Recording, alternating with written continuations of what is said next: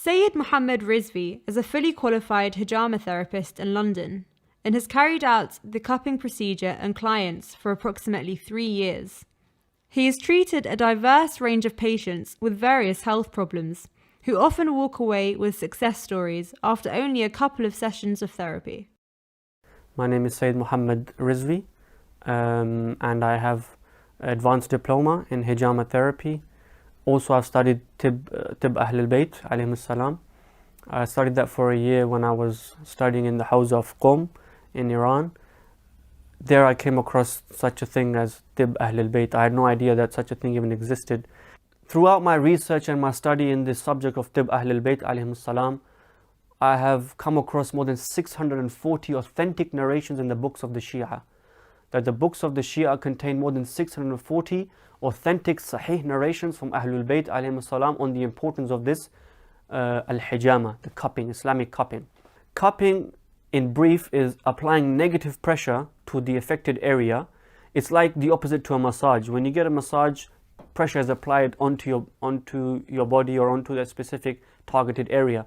With cupping, pressure or vacuum is created, whereby negative pressure is applied, and then fine incisions or cuts are placed onto that area, and that blood which was localized there in the very first place is then extracted. Hijama, I heard about it in my early teens from some of my friends in regards to a practice of Rasulullah Sallallahu Alaihi Wasallam. I did a bit of online research on what is hijama, what does it incorporate, the benefits of hijama.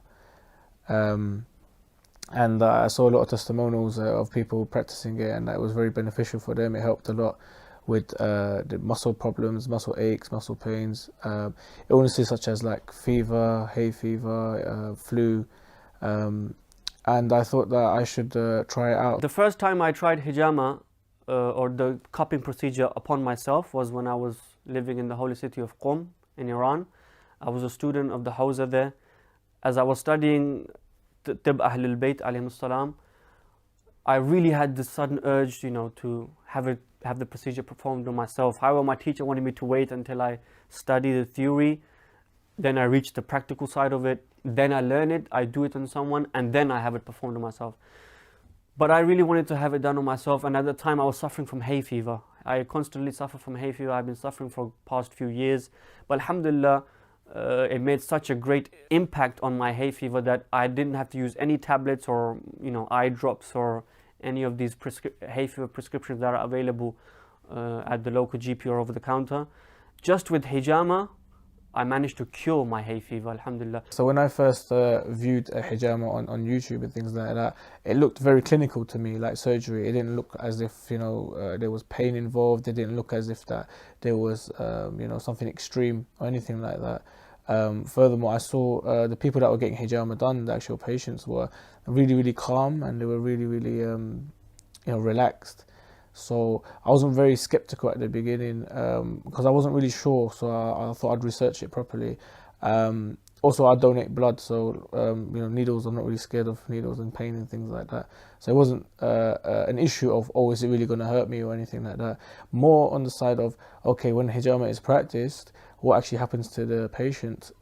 Is he actually, does he faint at all? Does he feel drowsy? Is he okay, recovery-wise to get back up? Can he get back up and drive home? Can he not? Does he have to wait and rest? And I saw that with the little scratches that they make and the blood that they actually take out of the body, it's not a lot. So you don't have to really worry about, there's a drastic loss of blood or anything like that. It's nothing like that with hijama. Generally speaking, hijama is very good for boosting the immune system, and everyone wants a strong immune system because it prevents from illnesses and diseases. It boosts the red blood cell count, the white blood cell count. It can treat conditions like constipation, migraines, headaches, back pains, especially women that suffer from lower back pain, sciatic nerve pain. All of these things can be treated sometimes with only one session of hijama, and I speak from experience. I've had clients with just one session of hijama, alhamdulillah, that they have given up all medication.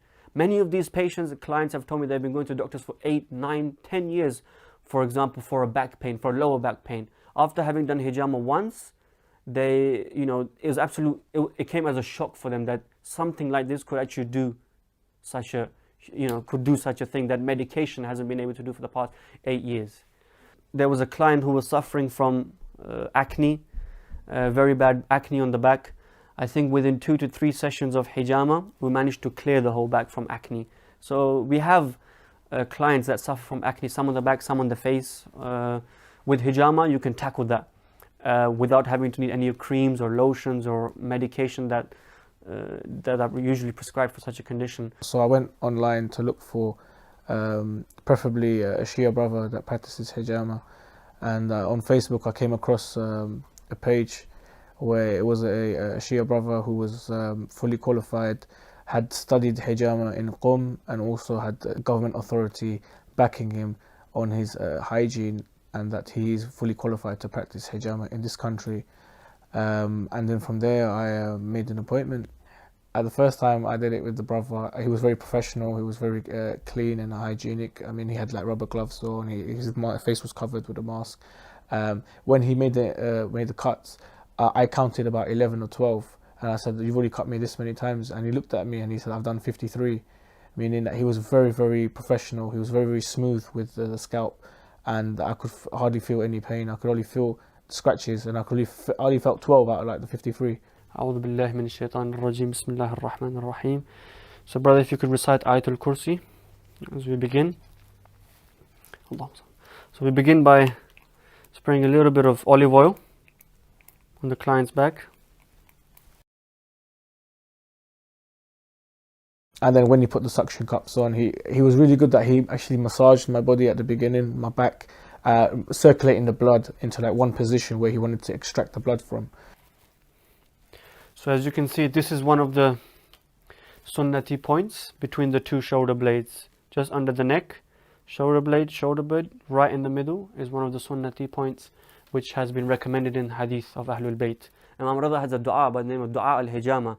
And whenever I perform hijama on my clients, and I work mainly with mu'mineen, with Shia, I always make them recite Ayatul Kursi and dua of Imam Rida alayhi salatu wasalam, Dua al-Hijama. And inshallah with that comes the spiritual effect as well as the physical detoxification of the body, because hijama itself is a physical detoxification of the blood of the body from pathogens, from bacteria, which helps clear acidic, thick, stagnant blood out of the body, which tends to accumulate over the years.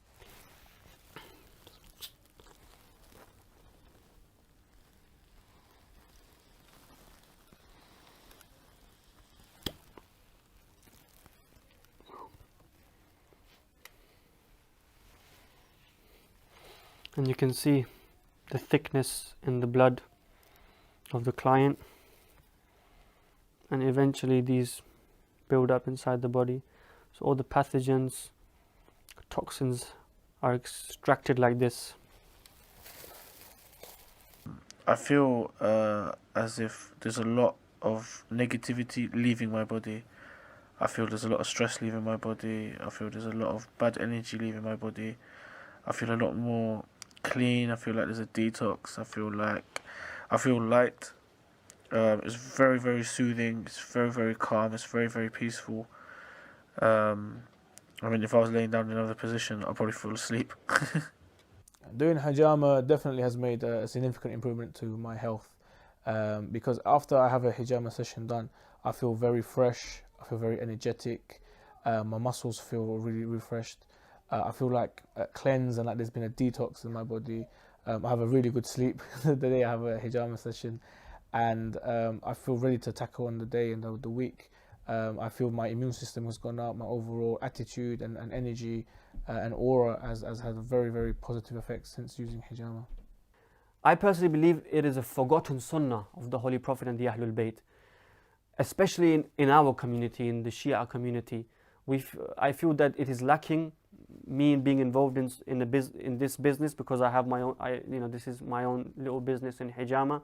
I find it very hard to find mu'mineen, believers that are interested in this department or either work in this field, whereas the other Muslims are very, very active in this.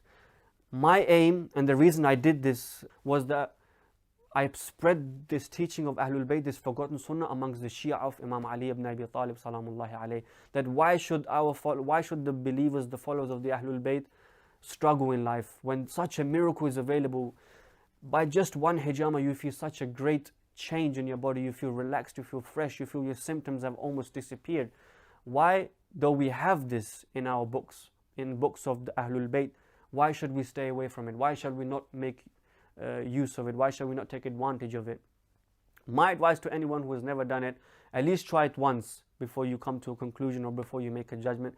Try it for yourself and you shall see the change yourself, inshallah.